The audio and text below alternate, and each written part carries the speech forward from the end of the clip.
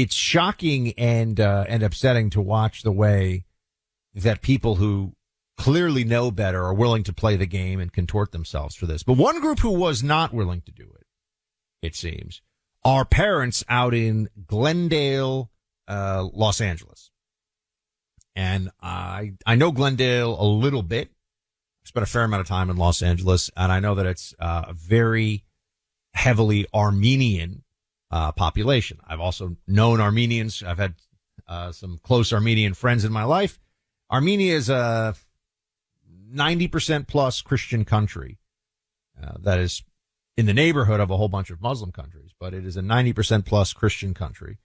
And Armenians often have very traditional views of family, of culture, of gender, etc. Well, a bunch of parents decided in the Glendale, at this school in Glendale, to show up at the board meeting, and they made their voices heard on this one. I want you to hear, our team pulled this audio, I want you to hear from one of the, was it the teacher who spoke out about this, right? I'm trying to find this right now. It's 14, yeah, play clip 14. Here's a teacher slamming these parents. Play it. I deal with a lot of their trauma related to the heteronormative, Judeo-Christian, patriarchal, imperialist, capitalist system that oppresses them. I'm not just here in support of our LGBTQ youth, it's all connected. I'm in support of critical race theory and diversity, inclusion, equity training. Armenians talk about the genocide, but they received SSI, but they don't want to talk about the indigenous genocide of 1850 and the lack of preparations for black and indigenous people in this country. How dare you, as marginalized people, come here and you don't want to talk about the oppressed trans youth who, your kids aren't even learning what they need to learn in this. That 1 in 2 will attempt suicide, and 95% know that they are trans when they are 3, 4, and 5 years old. Okay. So I'm sorry. I know the audio there was not great. I thought you need to hear it. You probably picked up some of it. I was taking some notes just so you could. This is the teacher lecturing these parents. The heteronormative, patriarchal, gender normative approach of these Armenian parents. Those are all quotes that she used those terms.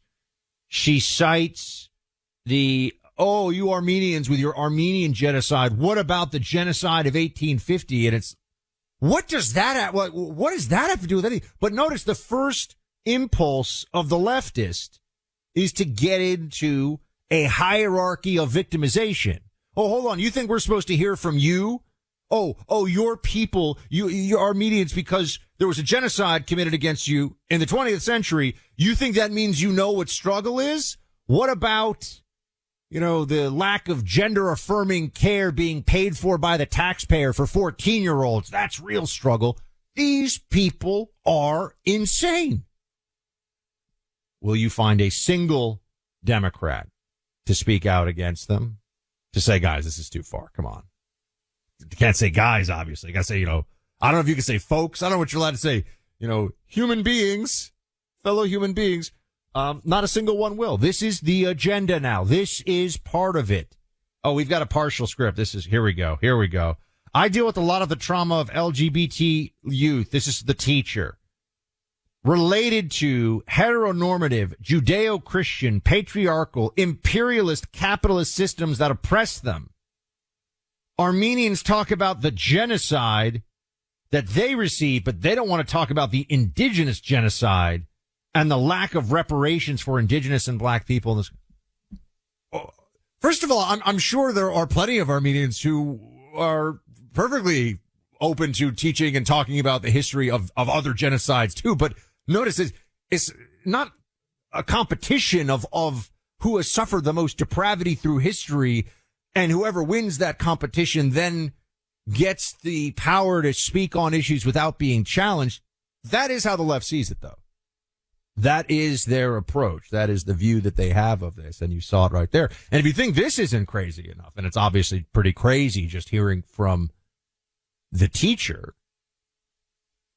Antifa showed up. Antifa, remember Trump talking about Antifa? Antifa showed up, and they call themselves the anti-fascists. It is unintentionally hilarious because They dress in all black and they punch people in the face for saying things they don't like. You know, kind of like the fascists. But they're the anti-fascists. They showed up and there was a brawl that ensued. I mean, there was fighting. It's on video. Andy No, spell his last name Ngo, who does the best work of anybody out there on Antifa as a group specifically. So much so that he has to be very concerned about his safety. And I've interviewed Andy, I don't know, probably a dozen times now. I've known him for years. He's got it up on his Twitter. We could probably pull some of it so you can see some of the melee. And we'll link to Andy and put it up on clayandbuck.com.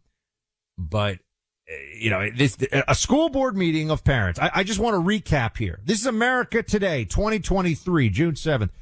A school board meeting where parents don't want their children indoctrinated into the trans agenda as part of Pride Month. And that is not what is going on. This isn't, people are not, the objection here is not to gay rights. That's actually not what is being debated or under dispute in this meeting or in the objection is about the trans agenda and the trans agenda as it pertains to children. But the Democrat media wants to say, oh, this is opposition to gay rights. And what happens though when you have this parent teacher meeting?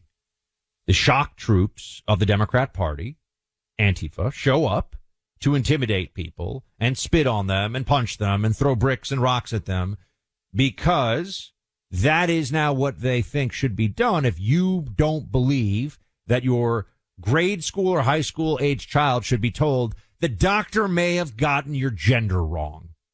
You know, you came out of mom, the doctor may have gotten your gender wrong.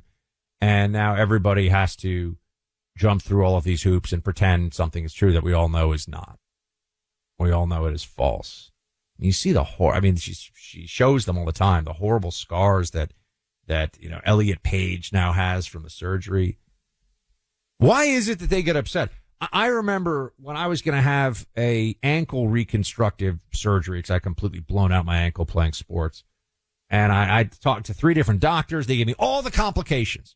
This could happen. That could happen. Tendons might not suture properly. You could have bleeding, could have infection, all these things. And I was like, great. Thanks, doc. I want to know before I go under the knife.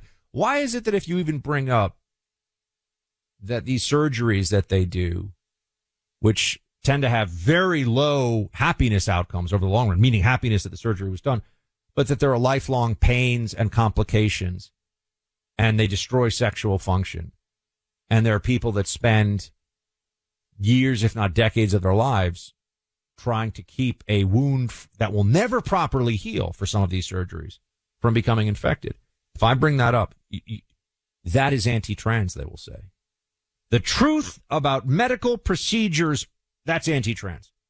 The truth about biology, that is anti-trans. This is what they will say. And if you refuse to bend the knee on this and you insist on speaking the truth, Antifa may show up outside of your house or your school board meeting and punch you in the face and call you a Nazi. But here's one thing.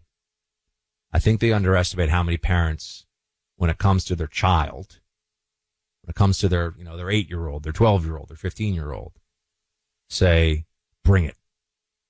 I'm not going to be scared of you. We're going to speak the truth. We're going to show up. We're going to organize, and we're going to stop the state from doing this.